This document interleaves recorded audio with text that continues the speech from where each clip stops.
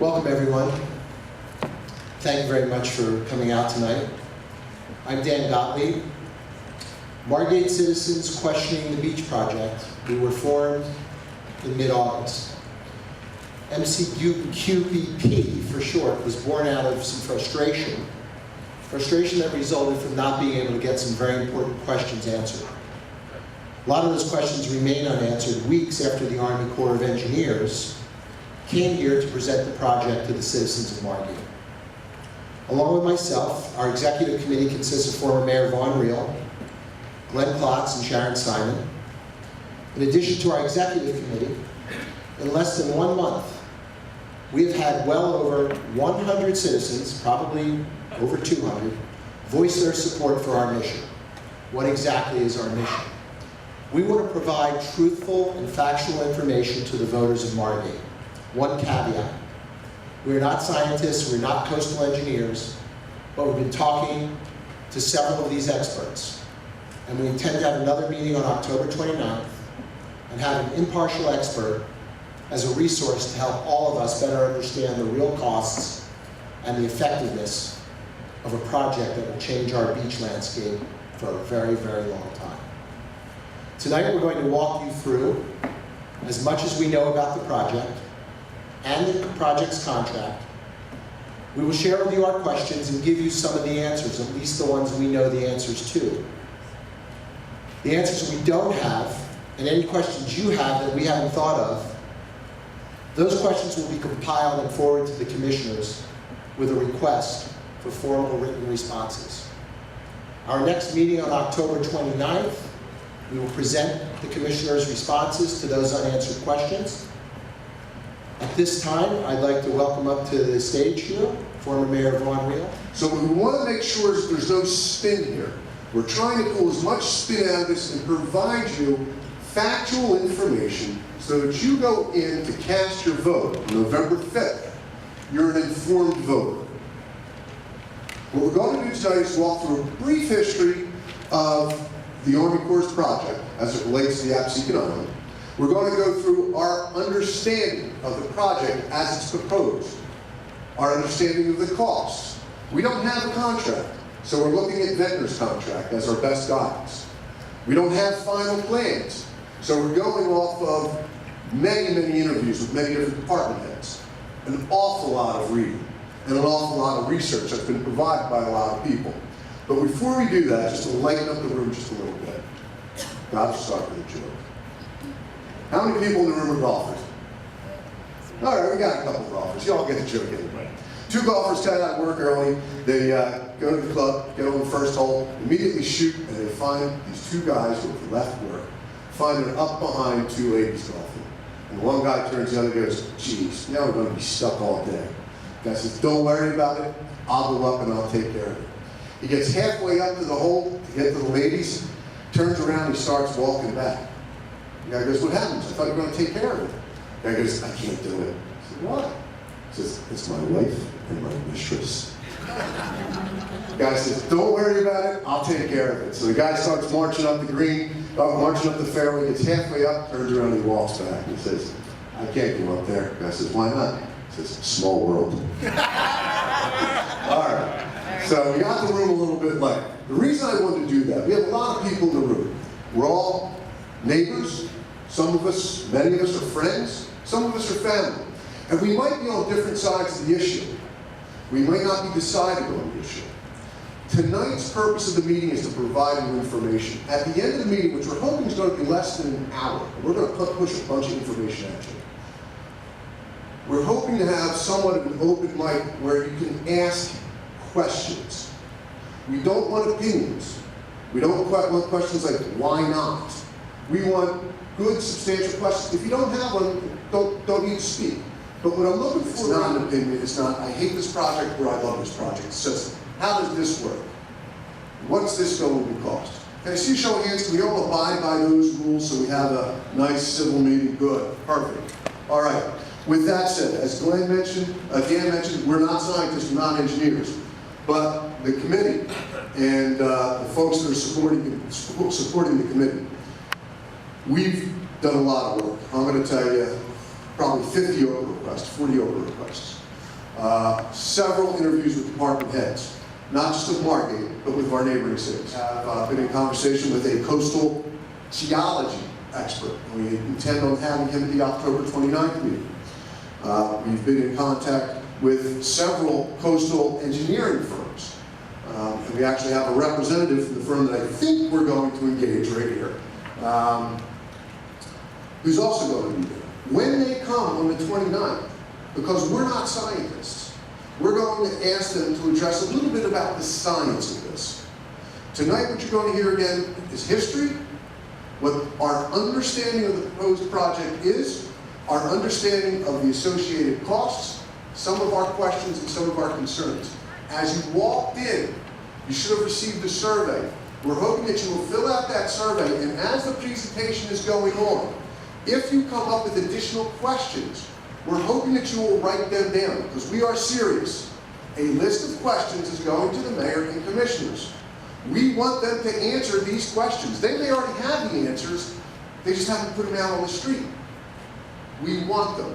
You should want them, because you're going to vote on what is probably the single most important vote that you will make in Margate in the history of your life. Okay? With that, we're going to jump into this presentation. Go ahead.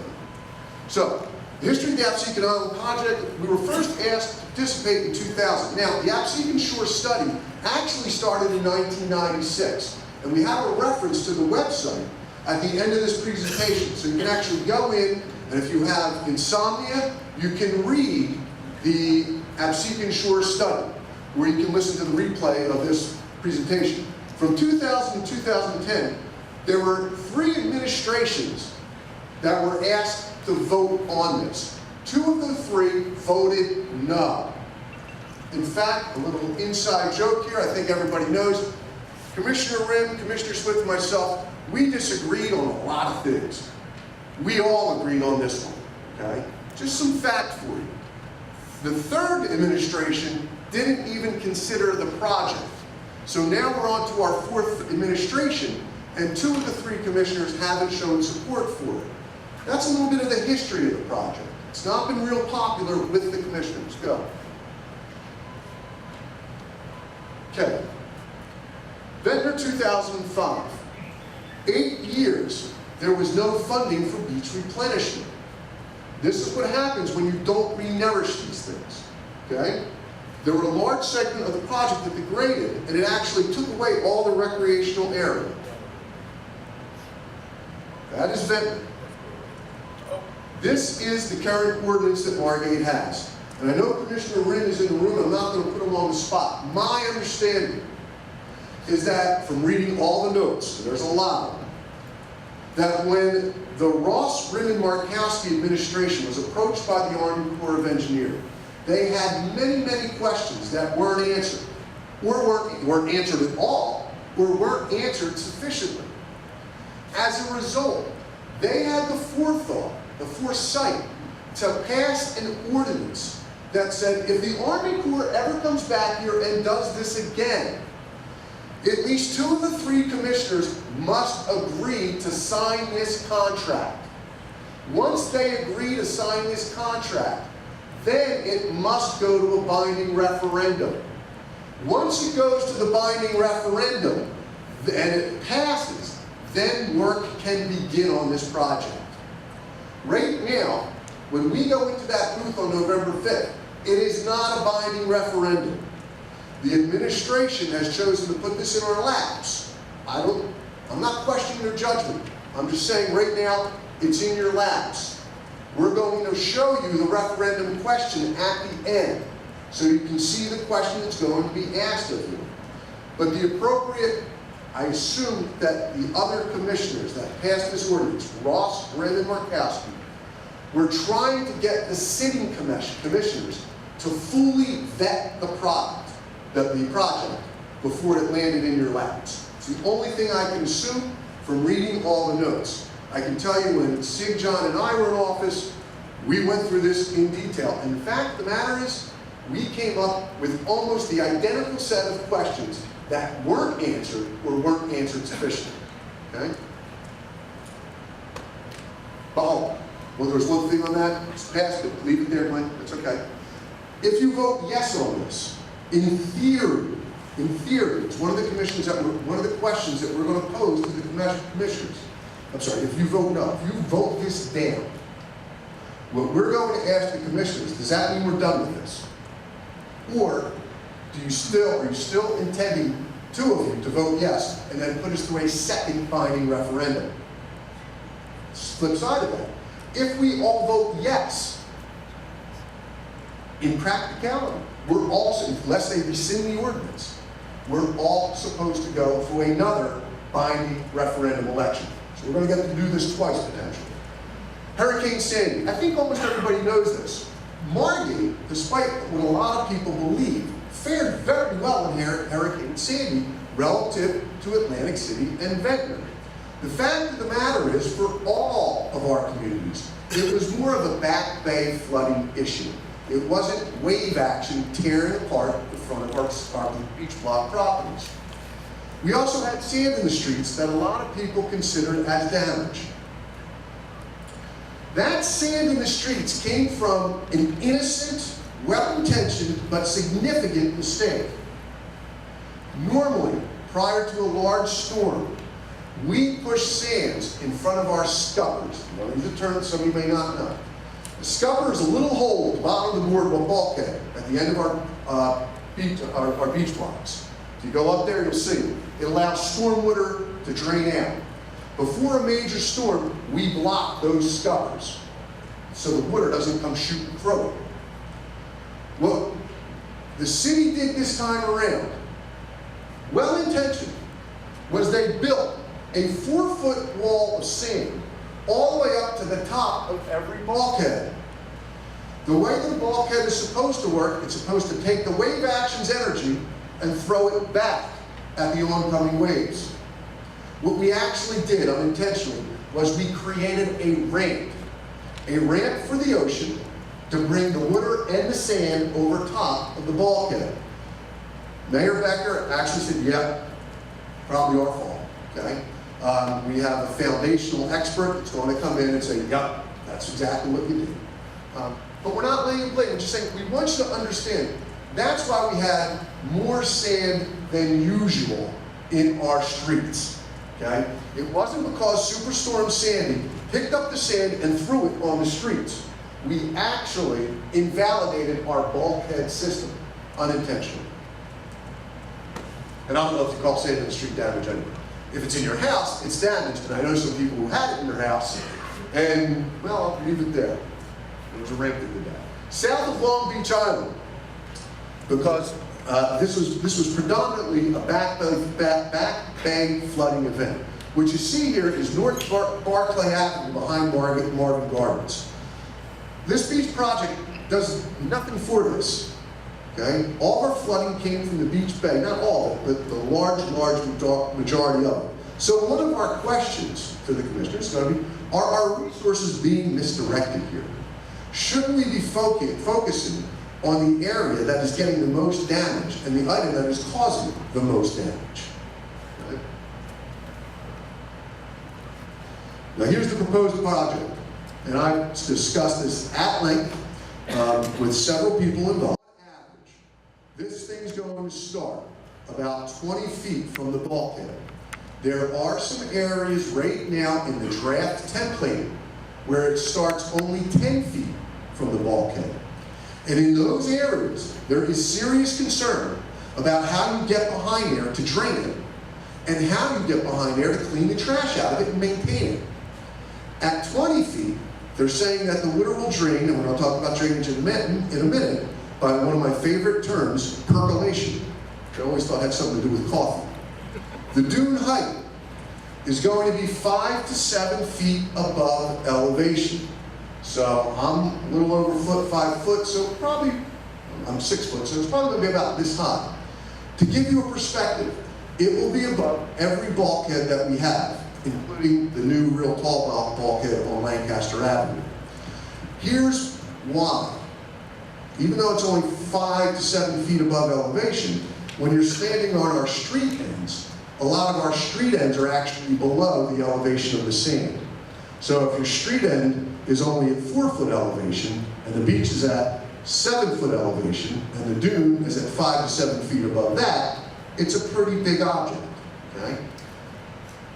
The dune will be 80 to 100 feet in width, and it is one solid structure that kind of meanders along the street, the beachfront. It doesn't go straight across.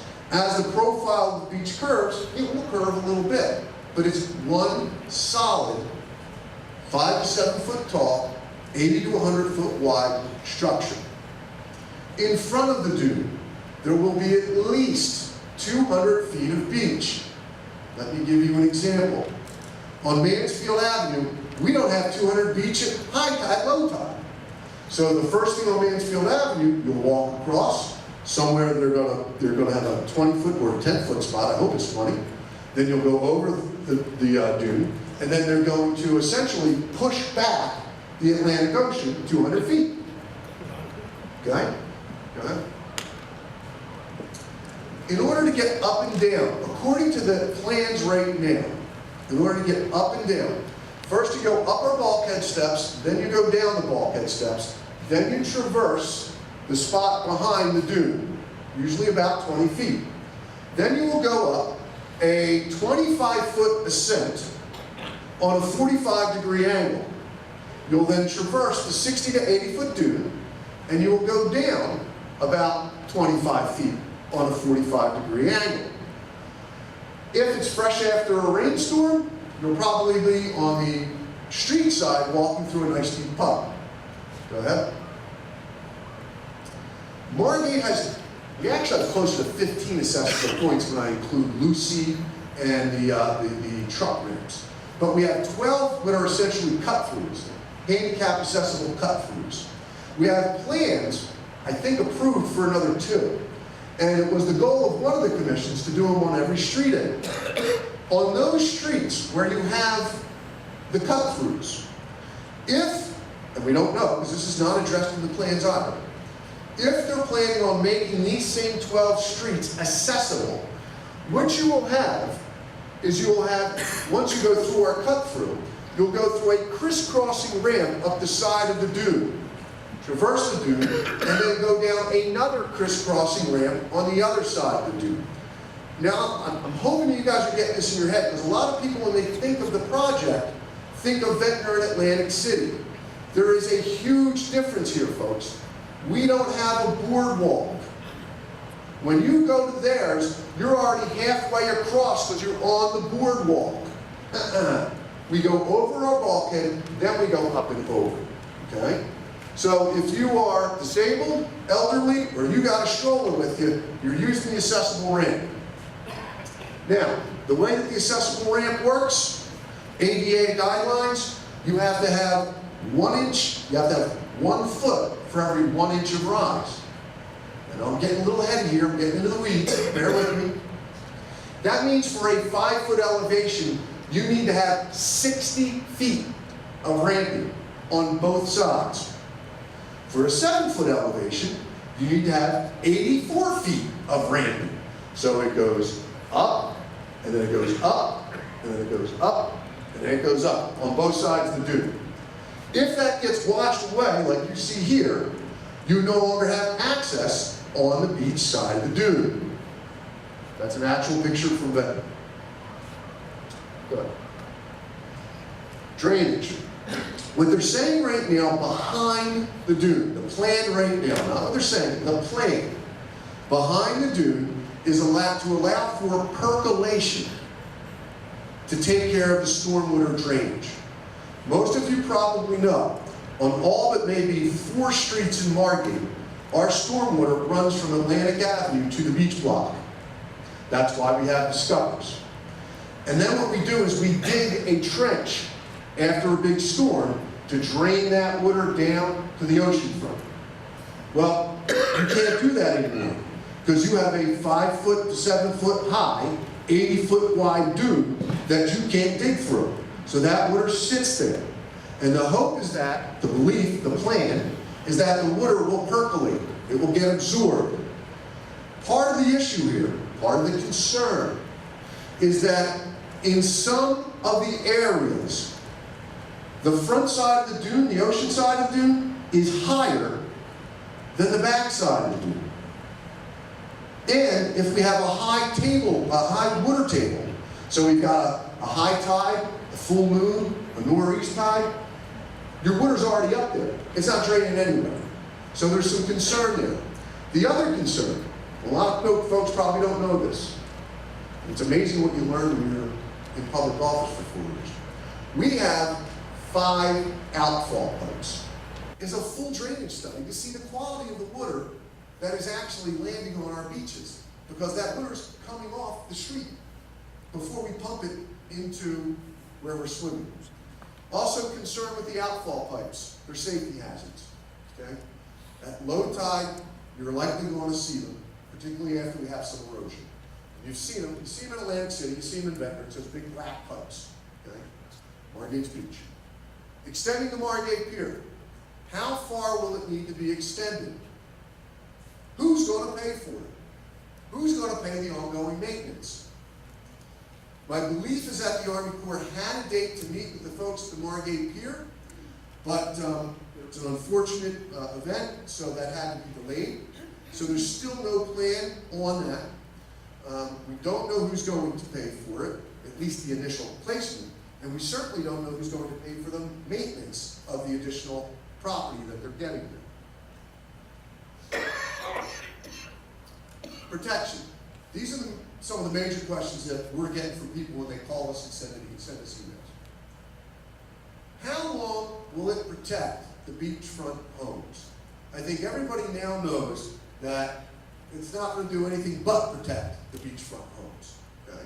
How long will it protect them? If it's Category 1, if it's Category 2, if it's Category 3. Oh, my mic just cut. There we go. Okay. I believe, and I could be wrong here, but that's why this will be one of the questions to the mayor and commissioners. In the presentation from the Army Corps, that they said in a Category 2, 45 minutes, I believe, but I think that's generous, so we're going to ask that question. We're also going to ask the same question of our coastal engineering experts. We're not looking for what we want to hear, we're looking for the truth, so that when you are deciding in your mind, you're doing your own little Ben Franklin cost-benefit T-chart, you've got the right information. The bigger question, how does this project protect the property on the other side of Atlantic Avenue? How does it protect the property on the other side of Winchester? On the other side of Monmouth, which is where almost all of our damage came from? Okay. Go ahead. The cost of the contract. The proposed contract right now, it's a 50-year contract, but we're 10 years into it. So it's a 40-year commitment because we're already into the 10-year contract. Based on the 2001 contract that was proposed to Margate, even though Margate is 8,700 linear feet of beachfront and Ventnor is 8,800 linear feet of beachfront, they assume that they are the same. I get it, close enough. So back then, they assumed the same cost. So let's do the same drill. In Ventnor's 2013 contract, the cost for just the renourishment is $7 million. The normal expense for Ventnor would be 9%, or $630,000. It's being forgiven this year because of an Emergency Storm Relief Act passed by the federal government. If that Federal Storm Relief Act wasn't paid for it or wasn't passed, they'd be paying $630,000 this year. At less than 2% interest per year, assuming the recommended, Army Corps recommended, on average, 3 fills, or 1 fill every 3 years, one renourishment, you're at $14.9 million over 50 years. And why do I say 50 years, not 40? I say 50 years just to kind of get it in your guys' head because Sandy, by some people's account, was a 50-year storm. And if you go back and you think about our storm pattern, the last big storm was 1962. Okay? With that said, we didn't have that much damage, particularly not on the beachfront. We have some super statistical information that we're not giving you tonight. Okay? We're going to save it. Okay? And we're going to give it to you later about the number of properties, about the actual damage on the beach block properties. And when you weigh it against the cost of $15 million over 50 years, you got to say, could we be directing our efforts and our resources someplace else more wisely? The other reason I use 50 years, even though some people say, well, the contract's up in 40 years, it never ends. How many people remember the movie The Terminator? He never stops, right? He always keeps, the project never ends. The reason being, when you push the ocean back a few hundred feet by pumping sand, the ocean doesn't stay there. What's it do? It comes back. It reclaims the sand. So if you've built a structure, what's going to happen to the sand in front of the structure? It's going to become water. So what do you need to do? Pump more sand. The project never ends. The Army Corps will tell you, the project never ends. Okay? So it's great it's a 40-year contract, but the project never ends. The decision that you're making right now, you're making forever. Who pays to renourish the cost? There's been a lot of talk about this. Very simply, in the contracts, we do. We pay 9% of the renourishment. Okay? Very simply put, unless there is an Emergency Storm Relief Act passed by the federal government, we pay the cost. Second question, what happens if there's no federal or state funding and we need to do a renourishment? The response that was given to Mayor Becker, who very wisely, I assume the other commissioners may have been on it as well, very wisely asked the question. The response was, to this question, you are not obligated. Doesn't answer the question. Okay? What happens is, if there's no money and there's no beach, we have a choice. We can pay the whole $7 million ourselves, or we can sit behind the dude.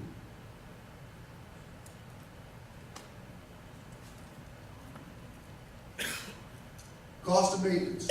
Who pays the maintenance of the access points? We honestly don't know this. The contracts are a little bit, vendor kind of gets to it, but I'd rather have an expert look at it. Who pays for the maintenance of the access points, the outfall pipes, the extension of the pier, the height and control of the dune? We do know that you can't manipulate these dunes. We do know that in vendor's contract, you cannot use a sand scraper, and you cannot use, what's the other big tool that we love? Kill the brain cell. I got it over there. But there's two major tools that we like to use to clean our beaches that we will not be able to use. Okay? So that's, you would think logically going to add some additional maintenance cost. How do we clean behind the dune? Can the Army and NJDEP close our beaches mid-season to renourish this? Does anybody know the answer to this question?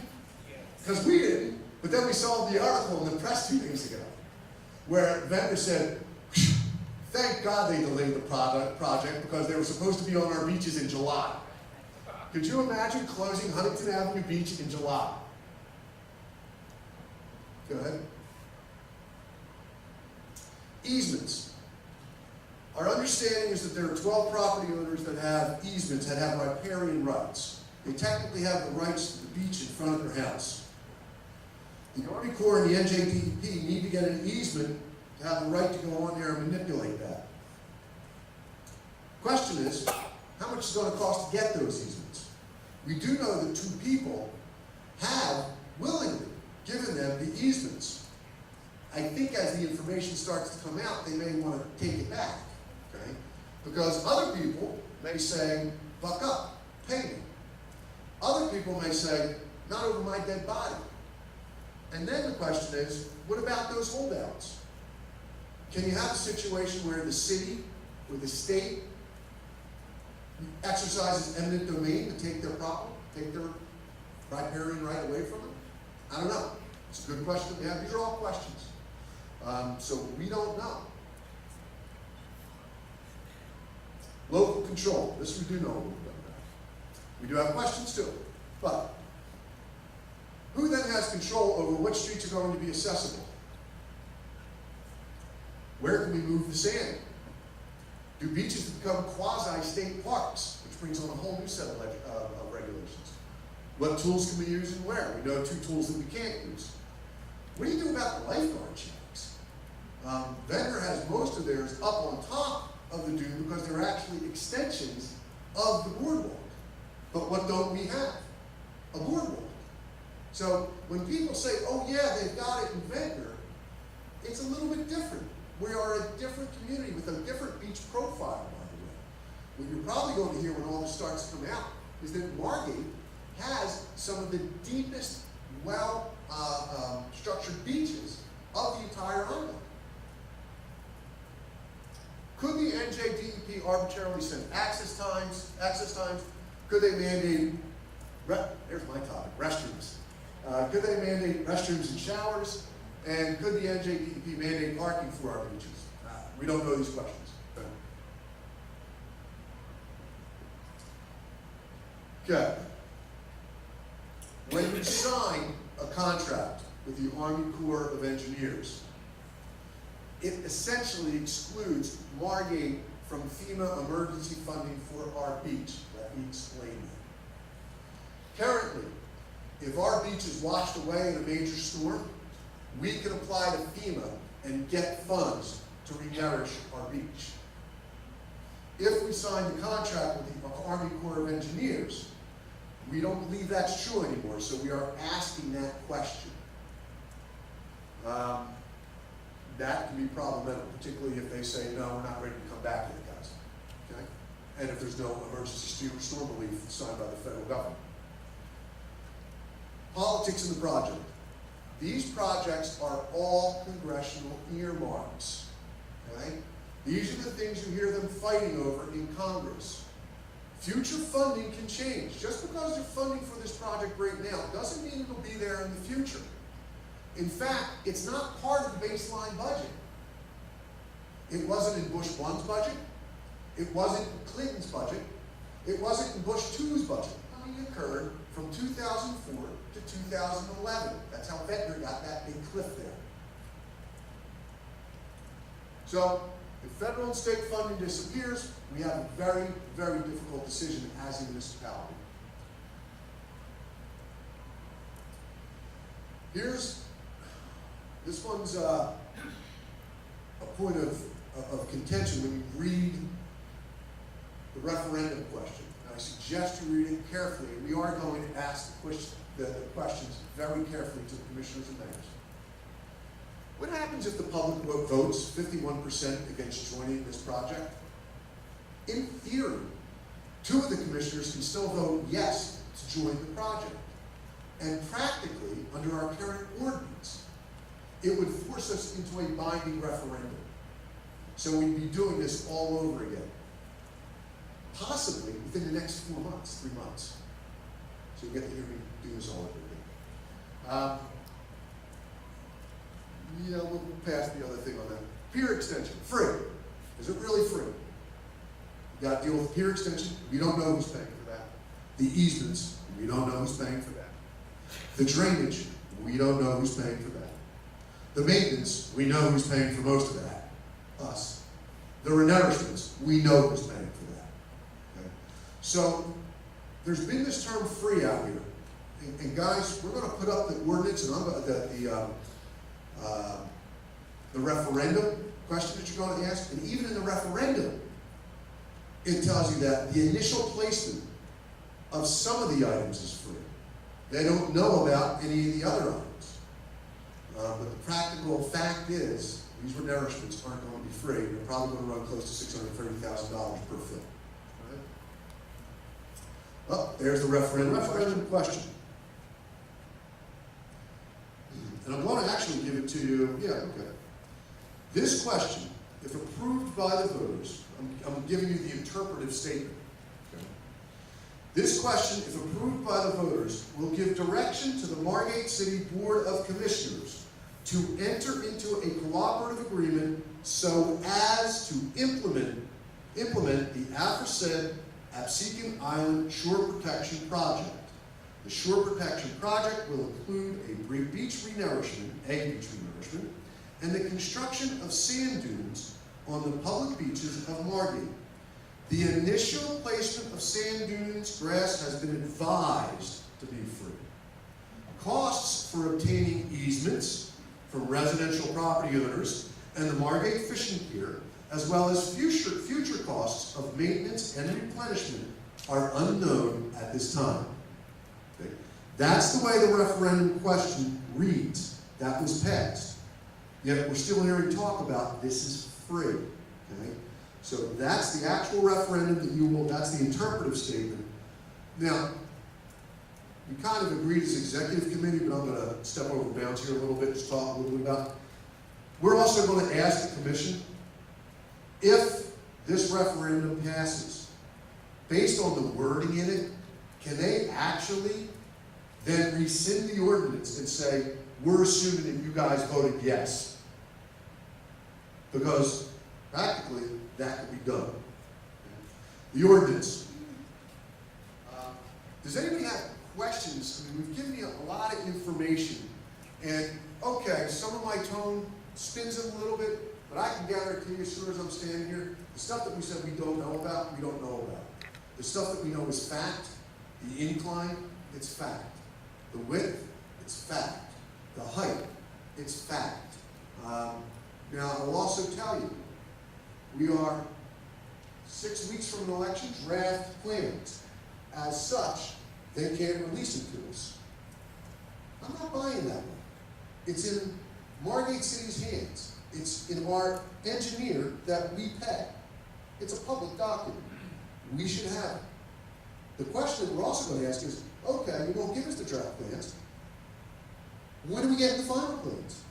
Is that 1 week before the election? Is it after the election? Because we're voting on something here. It'd be nice to know exactly what we're voting on, wouldn't you think? They don't have a contract. The reason I'm using Ventnor's contract, we don't have a contract. So, when are we going to see the contract?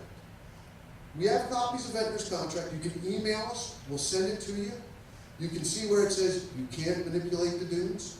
You can see where it says you can't use this equipment between so and such a date and such a date. It's that, all that information is factual information. We have Oakland.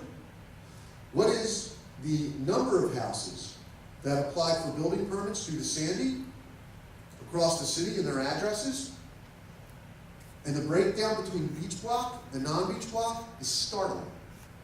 Startling. We've overed the amount of money spent to correct the damage on beach block versus non-beach block. Startling. Startling in how little the amount of damage happened to the beach block. So that's stuff that we're going to, it's over, it's not our information, it's the city's information. We're delighted to give it to you, but we ask that you pop us emails. Now, questions. Anybody have questions? I saw you go back there. Mm-hmm. Said yes, they would take that as a Okay, the right. If we said no, probably say no. There we go. Yeah. What she's asking is, she was confused. I'm going to, I promise. She was confused about the question where she had a question about. We stay away from that thing. It's nothing to do with this, I'm not sure. The question here was, she was confused about my statement that if the public votes, 51% of the public votes no, it was her understanding that the mayor would then vote no. I don't have that understanding. Okay? Let's. What you said was, you want to say yes, will they take it as, I didn't understand. Okay, yeah. You can do a lot of things in municipal government. Okay? Right now, we have an ordinance that says that before this thing can start, the commissioners, 2 commissioners must vote to agree to sign the contract. At which point in time, then it goes to binding referendum. However, in theory, they could take this vote and say, we are rescinding the ordinance and we are bypassing the binding referendum. Doesn't matter. 25% say yes. They can do it any way they want. Okay, so And the question that we also have is the way that this thing is worded in that referendum question. It almost acts as if you're voting to pass this project. So I encourage you, read it, ask the commissioners questions, or send us your questions. I believe that question is well-intentioned. I believe that what the commissioners are trying to do there is say, hey, let's get the temperature of the public. Let's find out what they're thinking. But when you're at 51% versus 49%, did you get the temperature? Half for half? Then what do we do here? If it's 70% against, are we going to can it? If it's 60% against, is there a threshold here? Do we have anything as the public that we can count? Yeah. If memory serves me, Not looking for statements, looking for questions.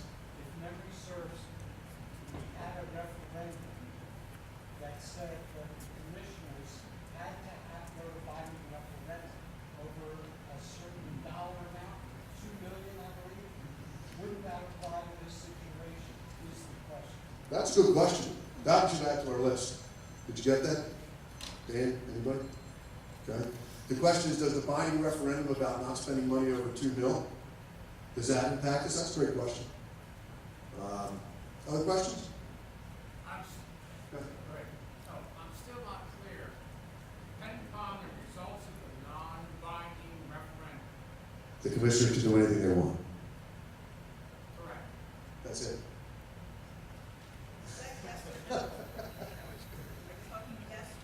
Yes or no? It's a non-binding referendum. Would they? But now, once they do that, they say, well, that was really nice, very good, you all went out and voted, but here's what I'm gonna do anyway. All it's gonna take is one vote. All it's gonna take is, the way I read the pulse, it's all being swayed on one individual.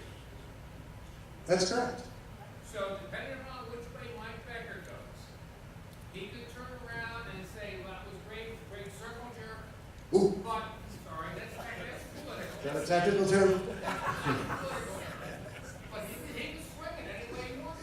He can, and I honestly think that Mike Is is. it binding if he doesn't? No, this is not binding. This is a non-binding referendum. That's why we're trying to get out to you folks. If as the information comes out, and I'm telling you, we've got a cannon full, we've got several cannons full of information, factual information, that as we put out, we're hoping that you share with your friends and your neighbors, because we would like nothing more than to see an 80-20 vote, a 90-10 vote. So it makes it virtually impossible for somebody to say, well, I know what they said, but I'm going to vote yes anyway. Okay? Again, I'm biting my tongue on a lot of stuff. I know a lot of you folks know me, and I'm not real good at biting my tongue, but I'm really bleeding right now. So, but yeah, it's non-binding. Yeah. Do you have any information on any repercussions that might occur with flood insurance if we don't go along with this proposal? Great. The question is, we don't go along with this proposal, how does it impact our flood insurance rates? We do have information. Our understanding is it doesn't, but we're also going to ask that question then. Okay, it's a great question. But our understanding is it does not impact. In fact, our bulkhead system is so good that we actually, along with several other things that the city does, have the lowest FEMA rating in New Jersey. That's great. I asked that question at the FEMA meeting, and the FEMA people didn't have an answer. FEMA or Army Corps? Not, FEMA or Army Corps? well, the Army Corps, there were no people present from FEMA's insurance, so you would have to go to FEMA's Right. insurance to get the answer. Yeah, that's correct. And that's where we're saying that, the Army Corps doesn't have some answer to these questions. The commissioners don't have some answer to these questions. Some of these questions they do have answers to. They do have draft plans. That's happened. Okay. One more over here, and then we'll get your follow. I remember when Ventnor did their refurbishing, they kept on using this yellow pebbly sand. Will they be using this yellow pebbly sand in our beautiful Margate? Okay, all right. You're on one of my pet peeves here. We actually have pictures of the difference between the sand, and I actually have samples of the sand. I'm one of those freaks that's out there, digging up sand and packing it away in my bag. Fact of the matter is, Glenn would probably answer this question better than me, but they harvest the sand 2 miles offshore from designated sites, and then they pump it in, so they kind of don't know what they're harvesting until they start pumping it up. It's from the designated areas. That's not correct. I have to know this because I Okay. work every day. The harvested sand that they come in is more like our sand, but then they bring truckloads. Oh, you're talking about the gravel sand for the ramps. That's what I'm talking Yeah, I don't know. That's what we want from the plans. That we do not know. We don't know that question. That's why we want the plans, but you would assume they want something solid on that incline and decline. Don't know that answer. Good question. Add that to our list. Yes. Perhaps for the engineer, 29, with dunes already existing to the north and proposed dunes to the south of us in Longport, is there going to be a funneling effect where water takes the path of least resistance and Margate is inundated with additional damage? He shook his head no. Yeah, he's actually not engaged, but we'll have him address that question. That was a really, yeah. Okay, I'm sorry. The question was, the question was, if they build dunes to the north and they build dunes to the south, will there be a funneling effect when the ocean comes up? I'm not going to address that. I'm going to let the experts address that. So that's part of the reason why we're hiring a coastal engineer. So I'm not even going to speculate on it. Okay? He's here, but he's not hired yet. But that's a good question to throw on the list. Okay? Other questions? Yes. True questions. Do you think a 2,000-foot beach will eliminate? The question was, do you think a 2,000-foot wide beach would solve our problems? Well, in Wildwood has a huge beach as well, but you're not pumping. Again, I'm not the expert. We're going to let the experts answer that. But the closest example you could think is Wildwood. Yeah, they don't. The snarky three-part question and more substantive question. One, is the mayor here tonight? Because I don't see that waiting on us here. Oh, easy. He's a public servant. Is he here? He is not. Or why is he not here? I can't answer that. And Marcus, it seems to be it'll come down to him, because we seem to have one commissioner who's against him, one people who's for it, it'll come to him. What remotely qualifies him to make this decision for the city? I'm gonna say that when you're a public servant, yeah, he was right, and I appreciate him saying it was a snarky question. He said, what remotely qualifies it?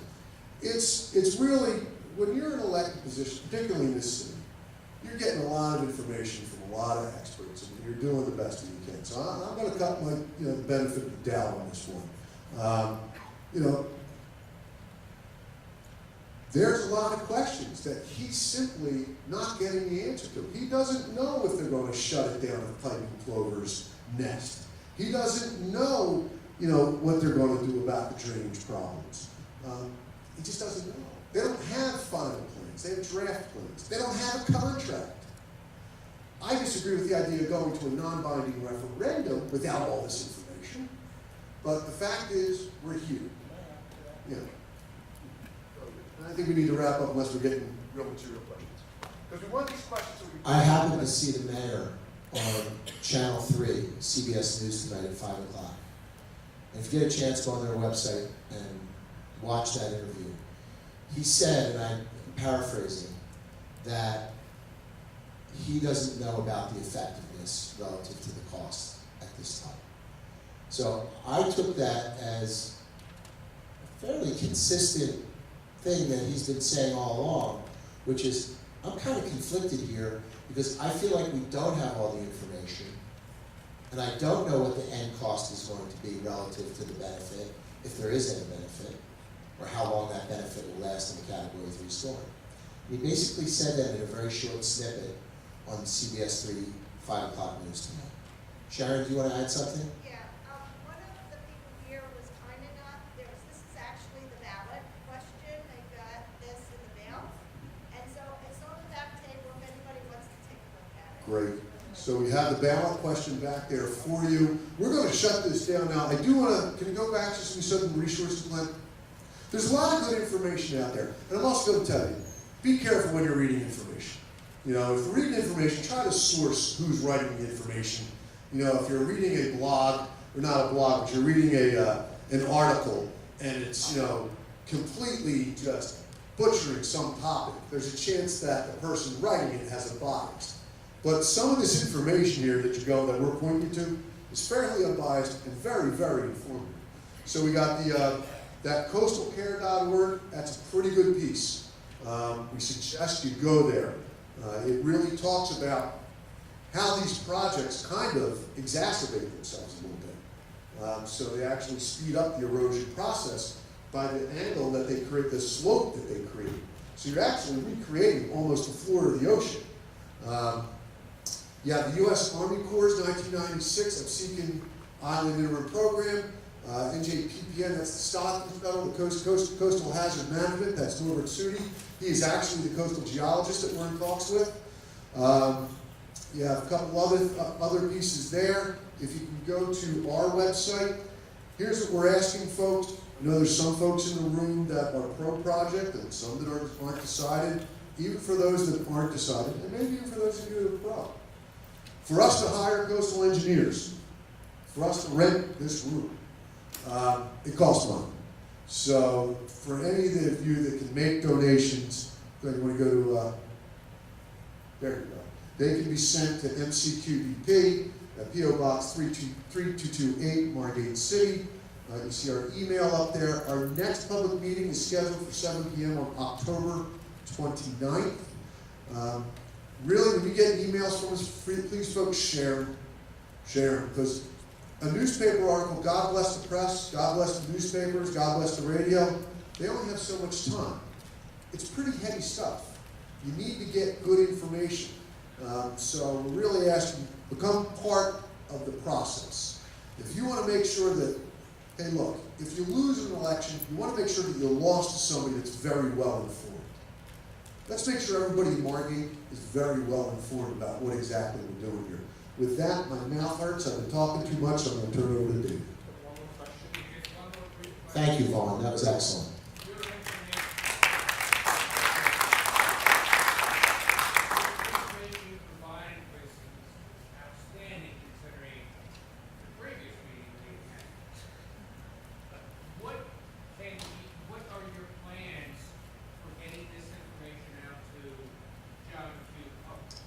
We are going to put this entire presentation on our website, along with the videotape of Vaughn's presentation tonight. The whole presentation was videotaped, and it will be on our website. We encourage you to tell your friends and neighbors to please watch that as soon as Glenn and the people he's working with here tonight can get it up on our site. That's excellent, but there's also a lot of people who code who have no idea what a computer versus radio.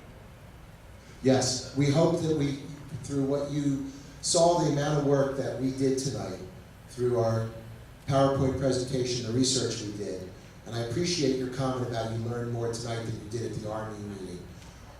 And we were very surprised, and I hate to editorialize, but I am just going to for a minute. We were very surprised at the Army Corps meeting. In fact, they spoke for 10 minutes, 5 minutes, 10 minutes. And then they said, does anybody have any questions? And then there were hours of questions, and many of those questions remain unanswered. So we tried to filter it out and provide that information. So I'm hoping, in answer to your question, that we can get more people, and I'm very thankful that all of you came out, but I'm hoping we can get more people in this room on October 29th. There will be a print campaign. Make no mistake about it. It's a campaign. Okay? This is a campaign. There will be a print campaign. In order to fund it, that's why we're asking you folks, we need donations. It's a lot of money. It's a lot of time. We have, you can ask my lovely wife Margie, she's putting up with me right now. Between my job, coaching football, and this, we're not seeing a whole lot of each other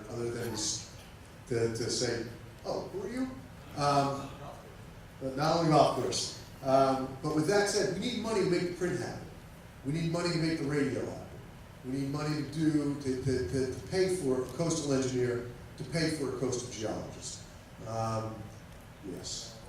Who do you make the check out? MCQBP. God bless them. We did give you a handout when you walked in with all our contact information. I want to add one thing Devon said about our need for contributions. We engaged a law firm, we had some legal costs. We set ourselves up as a 501c4 organization, which is a nonprofit organization to help educate the public on a referendum question. And we were given a legal opinion that we qualify as just that, a 501c4, so your contributions are tax deductible. Oh, please, very important. If you wrote on your surveys that we handed out in the beginning, Sharon's in the back of the room, we're requesting that we get them from you. We'd love to have your feedback, your questions, and your email addresses so we can keep you in the loop of other issues that we want to bring to your attention, especially the October 29th meeting. That's going to be a big meeting where we hope to get a lot of these very big questions, many of which you provided us with tonight answered. Sharon, do you have one? Yeah, Sharon? And we also could provide the survey and the flyers through email, and you can email them out. I suggest people email out, hand them out. We need your help to get all this information out. Yeah, let's network this thing with your friends and relatives. If you need a copy of the surveys, we will have them available to you. Just shoot us an email, or maybe Glenn, you could put a PDF on our website that people could download. And I know we're talking technical computer stuff, but most people know how to download an attachment, but you can just call us or email us, and we will provide you with the information to give to your friends and neighbors. Next question. No, there are no meetings. The question was, are the commissioners planning any special meetings before the referendum? And other than normal work sessions and commission meetings, we know of no special sessions being held by the commission.